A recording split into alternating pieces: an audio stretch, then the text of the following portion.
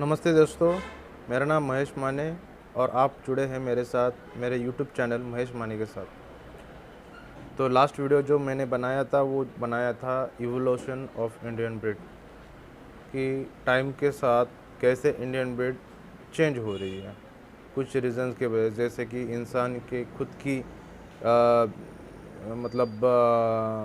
खुद जो एक्सपेक्ट कर रहा है उस हिसाब से उसने ब्रीड को चेंज किया। हाँ, बेसिक ज़रूरत तो इंसान की ही थी। शुरुआत से इंसान ने अपने प्रोटेक्शन के लिए, घर का प्रोटेक्शन मतलब गार्डनिंग के लिए, फार्म के गार्डनिंग के लिए और ऐसे सारे चीज़ों के लिए उसने उस हिसाब से ब्रीड डेवलप की। इसके लिए उसको चाहिए था एंगर मतलब एग्रेशन और एथलेटिक्स ब्रीड चाहिए थी उसको। तो उस हिसाब से पुराने समय में ब्रीडिंग किया गया। उस टाइम पे ये नहीं सोचा जाता था, ज़्यादातर ये नहीं सोचा जाता था कि ब्रीड ये वैरायटी ब्रीड है, वो वैरायटी ब्रीड है, इसके साथ इसको ब्रीड करके ये ब्रीड मेंटेन करनी है। तो उस टाइम पे उन्होंने यही पर एक दो जो मैंने बताया वो 2-3 पर्पज़ के हिसाब से उन्होंने ब्रीड को ब्रीडिंग किया, डेवलप किया। पर जो मॉडर्न लाइफ है उस लाइफ में मतलब आदमी की ज़रूरत या फिर चाहत जो है वो बदल चुकी है। इंसान अभी गार्डनिंग और हंटिंग के अलावा खूबसूरती देख रहा है। नो डाउट खूबसूरती होनी भी चाहिए, पर देखिए वो खूबसूरती उस ब्रीड के काम आनी चाहिए, तभी वो खूबसूरती काम की है। अगर उस ब्रीड को उस खूबसूरती का कुछ फ़ायदा नहीं हो रहा है, उल्टा उससे उसको ड्रॉबैक हो रहा है, तो उस खूबसूरती का कुछ फ़ायदा नहीं है। जैसे कि लोगों को लगता है कि बहुत हाइट में बड़ा होना चाहिए, मुंह में बहुत लंबा होना चाहिए, पतला होना चाहिए, लेंथ में भी बहुत लंबी होनी चाहिए, टेल भी टेल भी होनी चाहिए, बहुत बड़ी बड़ी पतली होनी चाहिए। मतलब क्या है ये जो बातें हैं ना, तो ये दिखावे से कुछ फ़ायदा नहीं है। वो एक्चुअल में वो जो आप एक्सपेक्ट कर रहे हो वो उस ब्रीड के लिए फ्लेक्सिबल है कि नहीं, उसके फंक्शनैलिटी के हिसाब से उसको सूट हो रहा है कि नहीं हो रहा है, ये आपको चेक करना है। तभी उस ब्रीड की अहमियत लास्ट टाइम तक बने रहेगी। नहीं तो अगर आप जो चीज़ हंटिंग के लिए बना रहे हो, जब पुराने समय से जो चीज़ हंटिंग के हिसाब से बनी हुई है उसे अगर आप खूबसूरती के हिसाब से चेंज करोगे तो उसकी फंक्शनैलिटी है जो कि हंटिंग है वो ख़त्म हो जाएगी। जैसे कि एक शेर रहता है, तो शेर चेस करके अपना शिकार नहीं पकड़ता, तो वो दिमाग लगा के हाइड होके एकदम से झपट्टा एकदम से मतलब अचानक से टारगेट को पकड़ता है, ना ही कि उसको मतलब चेस करके। जैसे कि चीता है, चीता क्या है, चीता चीता हल्का रहता है वेट में, तो फ्लेक्सिबल रहता है, लंबाई में रहता है, वो चेस करने के लिए बना है। वो चेस करेगा और उसका टारगेट पकड़ेगा। उसके अपोजिट शेर को ये चीज़ नहीं बनती है। शेर प्लानिंग करके शिकार करता है। तो मोस्टली जो चीता करता है वही क्वालिटी अपने हाउंड्स में मतलब इंडियन ब्रीड्स में जो हंटिंग के लिए स्पेशली बनी हुई है उसमें फ़ायदेमंद है। पर चीते का कुछ ड्रॉबैक है, चीता के पास स्टैमिना नहीं रहता है। जैसे कि ग्रेहाउंड है, ग्रेहाउंड बहुत स्पीड में तेज़ है पर उसके पास स्टैमिना नहीं है। तो जैसा वो टारगेट होगा उसके ऊपर डिपेंड करता है कि स्पीड क्या होनी चाहिए, स्टैमिना कितना होना चाहिए। तो मोस्ट ऑफ द मतलब जो हमारी इंडियन ब्रीड है वो स्टैमिना, स्पीड और गार्डनिंग ये सारी चीज़ों के लिए बनी है।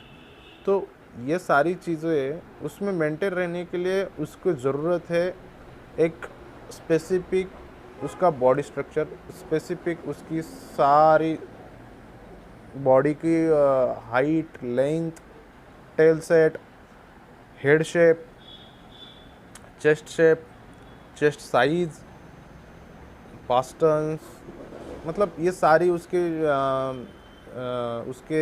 जो बॉडी पार्ट्स है उनकी एक खासियत है, इसीलिए वो उस हिसाब से ही होनी चाहिए। आगे के कुछ वीडियोस में मैं हर एक स्पेसिफिकली बॉडी के ऊपर मैं आपको एक्सप्लेनेशन दूंगा कि कौन सी बॉडी किस तरीके से होनी चाहिए और उसकी फंक्शनैलिटी में क्या फ़ायदा होता है। एक एग्जांपल दे देता हूँ, जैसे कि चेस्ट जितनी डीप रहेगी उतना बेस्ट रहेगा, क्योंकि जितनी चेस्ट डीप रहती है उतना उसके लंग्स बड़े रहेंगे, उतने लंग्स बड़े रहेंगे तो ऑक्सीजन की मात्रा उसके शरीर में उतनी ज़्यादा जाएगी और उसका स्टैमिना अच्छा बनेगा। तो मतलब एक एग्जांपल दे रहा हूँ मैं। टेल में भी वैसे ही है।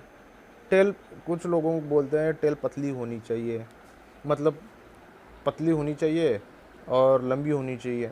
ठीक है, लंबी होना ये इम्पोर्टेंट है, पर पतली होना ये कहीं पे फंक्शनैलिटी के हिसाब से नहीं बनती। क्यों? इसका रीज़न बताता हूँ। क्योंकि अगर समझ लीजिए आप नाव में बैठे हो, तो नाव को पानी में चलाने के लिए उसके पीछे एक स्पेसिफिक एक पार्ट रहता है जिससे वो मुड़ती है।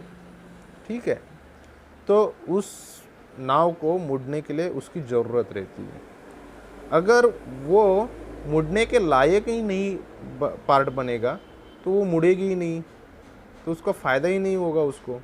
वैसे ही टेल भी जितनी बड़ी होगी, मोटी होगी और लंबी होगी, उतनी उसको स्पीड में टर्न मारने के लिए डॉग को बहुत फ़ायदेमंद रहे। जी, तो ये बात है कि जो हाउंड की बॉडी उसके स्पेसिफिक कुछ रीज़नों के हिसाब से बनी हुई है, तो आपको ये चीज़ों को ख्याल रखना चाहिए। ना ही कि आप अपनी दिखावे के लिए भाई मेरा डॉग अच्छा दिखना चाहिए, ऐसा दिखना चाहिए, वैसा दिखना चाहिए। नहीं, अच्छी बात है, अच्छा दिखना ये बुरी बात नहीं है, पर उसके अच्छे दिखने से, उस चीज़ की वजह से उस ब्रीड के लिए मतलब ड्रॉबैक्स रहेंगे, तो प्लीज़ आप वो मत कीजिए। वो ना ही आपके लिए अच्छा है, ना ही उस ब्रीड के लिए अच्छा है। क्योंकि क्या है, कुछ समय बाद आपको उस चीज़ को ध्यान आएगी कि हमने वो ब्रीड हमसे ख़त्म हो गई। तो आपको ध्यान रखना है कि उस ब्रीड की फंक्शनैलिटी, उसकी फंक्शनैलिटी के हिसाब से उसकी बॉडी स्ट्रक्चर, बॉडी मेंटेन होनी चाहिए, रहनी चाहिए, ताकि ये हमारे आगे भी जो आने वाली मतलब पीढ़ियाँ, मतलब उसको क्या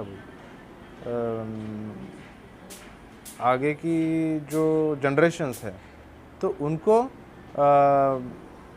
उनको भी देखने के लिए वो रहनी चाहिए कि भाई ये हाउंड ऐसा था और इसको हमारे पूर्वजों ने मेंटेन किया है और आज हमें ये गिफ्ट मिला है, तो हमें भी इसको मेंटेन करना है। तो आगे भी मैं ऐसे कुछ वीडियो बनाता रहूँगा। आपके कमेंट्स बहुत इम्पोर्टेंट है। मोस्टली लोग क्या कर रहे हैं, मुझे डायरेक्टली कॉल कर रहे हैं। प्लीज़, बहुत बिजी शेड्यूल रहता है मेरा, हर बार आपको कॉल करके, आपके कॉल को रिसीव करके आपको जानकारी देना मेरे लिए पॉसिबल नहीं रहता है।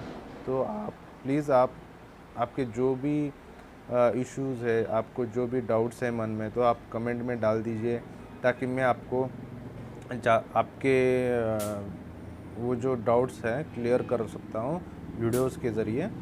और इससे मुझे भी एक कुछ मोटिवेशन मिलेगा कि आपको मैं ज़्यादा से ज़्यादा जानकारी दे सकूं।